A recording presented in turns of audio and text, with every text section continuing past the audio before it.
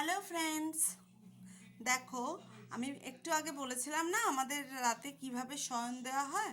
তো দেখো এই দেখো ফুলগুলো সব তুলে একটা বাসনে দেওয়া হচ্ছে। এরপরে এরপরে দেখো এই ফুলগুলো সমস্ত তুলে নেওয়া হবে। তুলে নিয়ে তারপরে কি হবে, ঠাকুরকে খেতে দেওয়া হবে। এ দেখো মিষ্টি, দেখেছো ঠাকুরকে মিষ্টি জল খেতে দেওয়া হয়। আগে দুধ দেওয়া হতো, এখন জল দেওয়া হয়। ঠিক আছে, এই যে আমাদের নারায়ণ, তারপরে এই যে খাটটা দেখতে পাচ্ছ, এই খাটে আগে রাধাকান্ত শুতো। ঠিক আছে, কিন্তু এখন রাধাকান্ত শোয় না।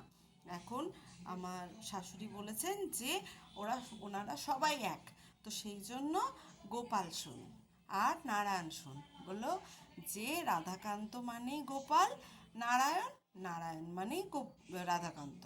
ঠিক আছে, তো সেই জন্য আলাদা করে কিছু না।